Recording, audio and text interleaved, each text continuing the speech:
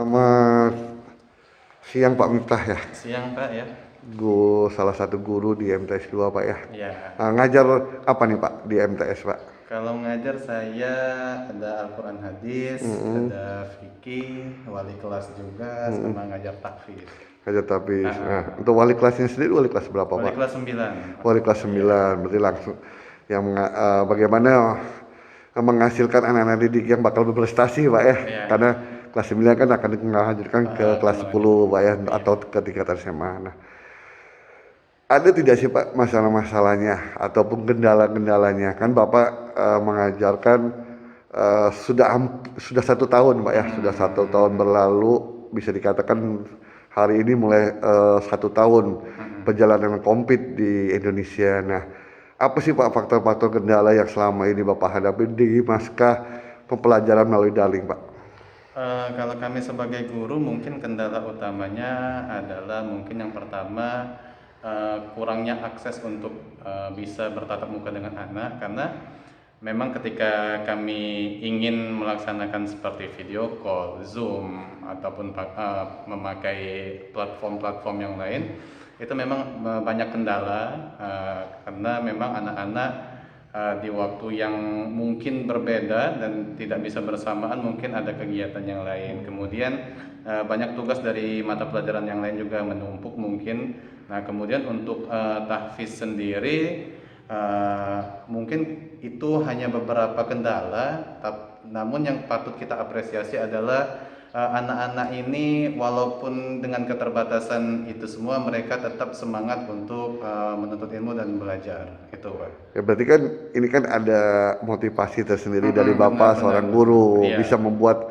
anak-anaknya bersemangat, iya, tidak patah arang kata dengan pasca pandemi. Memang walaupun kita sadari mereka nggak bisa berinteraksi dengan kawan-kawan seperti dulu lagi, iya, apalagi yang kelas 9 kan, kelas 7 kelas 8 mereka bisa bercanda di sekolah dengan kawan-kawan, tapi di kelas 9 mereka tidak bisa lagi, apalagi ada yang kelas 1 mungkin masih baru kaget. Nah, kiat-kiat Bapak apa dan program-program apa yang Bapak bisa berikan yang bisa menjadi contoh ke depan walaupun seperti sekarang mempelajari ini daring tapi Bapak bisa menghasilkan anak-anak didik yang mungkinnya itu adalah bahwa hafalannya itu memang harus diulang dan tetap nempel di kepala mereka, karena memang Al-Quran itu kalau kita tinggalkan sehari aja mungkin dia juga meninggalkan kita. Nah, jadi memang program-programnya itu mungkin kami karena ini program akselerasi tahfiz, mereka-mereka ini adalah termasuk siswa-siswi kelas akselerasi tahfiz, adalah program yang baru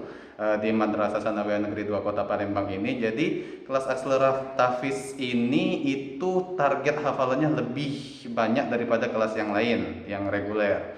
Jadi satu semester kami mentargetkan bahwa anak-anak ini harus hafal 1,5 juz. Iya, 1,5 juz. Mungkin kelas 7 itu juz 30 dan pertengahan juz 29 itu di semester pertama. Di semester kedua sisa yang 29 tadi dan juz 1.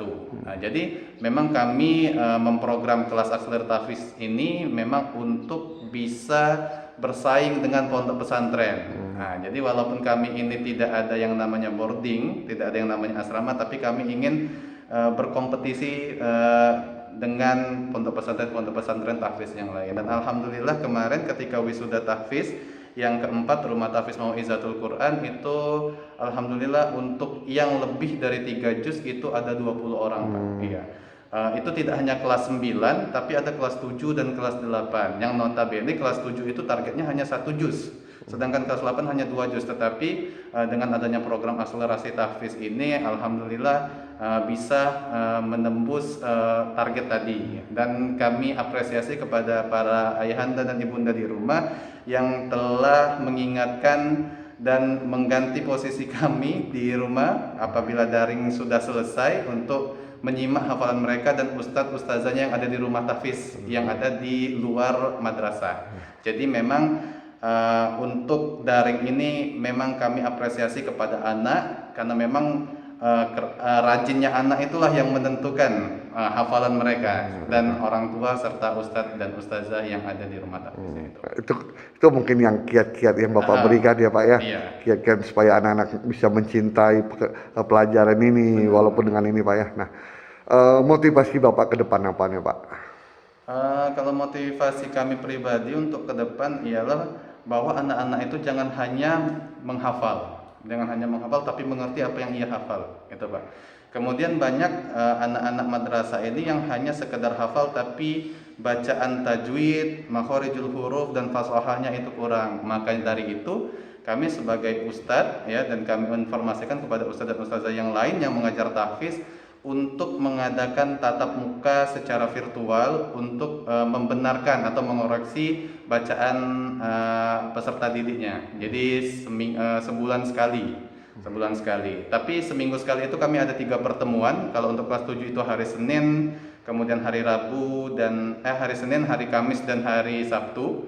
Kelas 8 itu hari Selasa, hari Jumat dan hari Sabtu. Kemudian kelas 9 hari Rabu, Jumat dan Sabtu. Nah, jadi ada beberapa ustadz dan ustazah yang memang mereka menyetorkan atau menerima setoran via video, ada juga yang via video call sekalian membenarkan bacaan dari anak-anak tersebut. Nah, Pak, himbauan Pak, himbauan dan harapan Bapak kepada anak-anak. Semaksimal mungkin dan seefisien mungkin, karena memang sebenarnya waktu daring ini ketika pandemi ini tiba di Indonesia, kita mempunyai banyak waktu luang. Nah, makanya di dalam Islam dikatakan bahwa waktu luang itu adalah suatu bencana, musibah. Karena apabila tidak digunakan sebaik mungkin, maka kita akan terjerumus ke hal-hal yang negatif. Maka dari itu kami sampaikan kepada para peserta didik untuk terus memurojaah hafalannya. Kemudian banyak cara untuk belajar. Sekarang banyak platform-platform seperti Ruang Guru, kemudian ada yang lain di YouTube juga cara menghafal, kemudian cara belajar online yang baik, yang seru, fun learning lah kalau bahasanya itu banyak Pak, sehingga memang anak-anak tidak merasa bosan. Jadi mungkin bisa menjawab kuis-kuis yang ada di Google Form ya, yang dibuat oleh guru-gurunya. Jadi dengan yang adanya murojaah, makanya di pandemi ini banyak waktu luang yang kita dapatkan, memanfaatkan waktu luang tersebut sebaik mungkin bisa dengan murojaah, dengan membaca Al-Quran, ataupun dengan mempelajari hal-hal yang baru, mungkin selain pelajaran yang ada di madrasah, mungkin tentang skill-skill desain grafis, atau sekarang kita lihat banyak YouTuber yang memberikan energi positif ya, seperti seumuran-umuran mereka ya, mungkin itu termasuk cara belajar yang baik juga Pak. Jadi mungkin menurut kami itu.